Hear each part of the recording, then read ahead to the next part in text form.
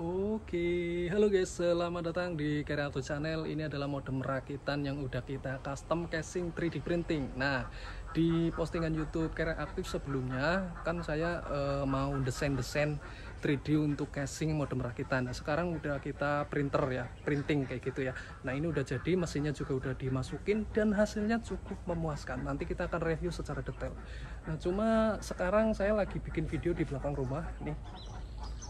Nah, dan di sini saya nggak pakai mikrofon eksternal, dan di belakang sana itu ada kandang bebek atau ayam juga, jadi suaranya berisik, jadi mohon maaf ya guys ya.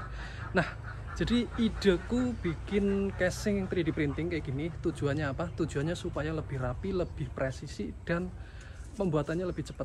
Nah, jadi biasanya teman-teman banyak yang nanyain, bang, modem rakitan HP-nya ada nggak? Sebenarnya aku mau bikin, cuma kadang capek guys. Capeknya itu satu modem itu menghabiskan 1 hari kayaknya, karena kita lama ya di pengukuran, ngebor, kemudian ngukur ya mesinnya mau ditaruh mana kayak gitu. Itu kadang lama dan kadang hasilnya nggak rapi dan kurang presisi. Jadi antara bikinan yang pertama sama yang kedua biasanya beda ukuran.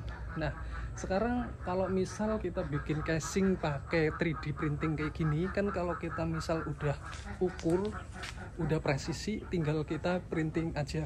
Nah, hasilnya ini bisa lebih rapi, bisa lebih presisi, dan misalnya kita mau produksi massal, kita bisa lebih cepat untuk waktunya. Jadi kita tinggal print langsung 2 atau 3 kayak gitu ya. Jadi kita cuma nempelin mesin, baut, solder sedikit, kemudian udah jadi kayak gitu ya. Dan untuk casing ini saya bikin pakai aplikasi Sub 3D di iPad. Kemudian saya kerjakan cuma 1 malam, dan untuk ngeprintnya saya pakai jasa print di aplikasi Orange, itu banyak banget. Dan untuk satu casing ini saya dapat di harga 25 atau 22 ribu ya, sekitar itu. Jadi tiap penjual itu kan beda-beda, kadang ada yang per gramnya 500, 300, dan tergantung bahan yang dipakai juga.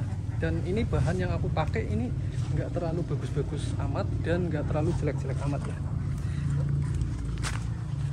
Nah, ini cuma 1 malam desainnya, cuma yang lama itu ngeprintnya karena mungkin ngantri. Jadi setelah aku kirim ini projectnya ke si jasa printernya, itu baru dikirim setelah 4 hari. Jadi lumayan lama ya, nunggunya juga lama. Dan setelah datang barangnya dan sekarang aku udah pakai, alhamdulillah lumayan sedikit, lumayan puas, bukan lumayan sedikit tapi lumayan puas.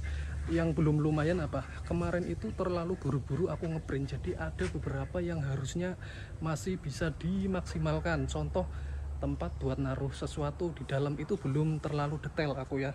Nah, nanti mungkin kedepannya aku akan perbaiki lagi dan semoga hasilnya lebih memuaskan. Nah, untuk review detailnya kita akan langsung review aja di dalam rumah ya, mudah-mudahan lebih jelas. Silahkan disimak aja videonya guys.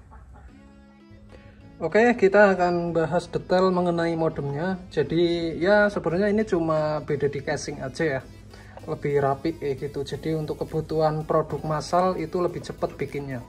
Jadi kan dulu aku pakai box kayak gini, beli di online. Ini yang tipe ukuran X3 kalau nggak salah, apa X4 ya. Ya pokoknya kalau nggak X3 X4 ya, segini. Nah, ini kan kalau bikin kayak gini ini ngelubangin sendiri ya, pakai bor, pakai solder tuh.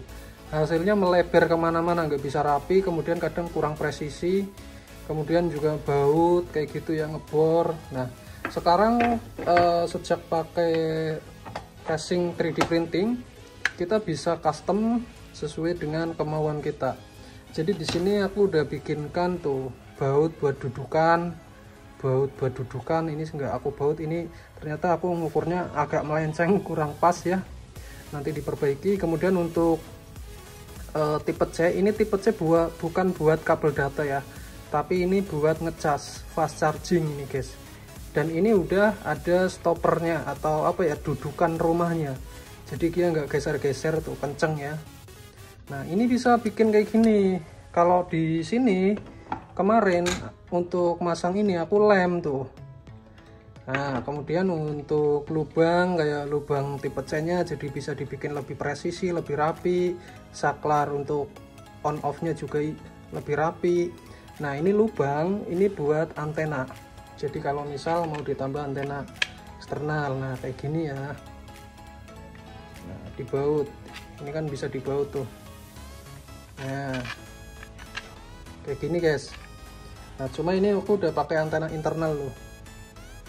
Kemudian apalagi, oh ya, untuk slot SIM sekarang udah di pinggir. Kemarin dulu ada yang nyaranin, bang kalau bisa dibikin SIM-nya itu bisa dilepas lewat samping, jadi nggak buka-buka casing seperti ini. Ya sekarang udah jadi guys kayak gini. Oke, kita lanjut lagi. Tadi ada Asian ya, kita jeda. Nah semuanya ini aku ngukurnya pakai ini jangka sorong ya. Untuk dudukannya ya jadi lumayan presisi kayak gitu.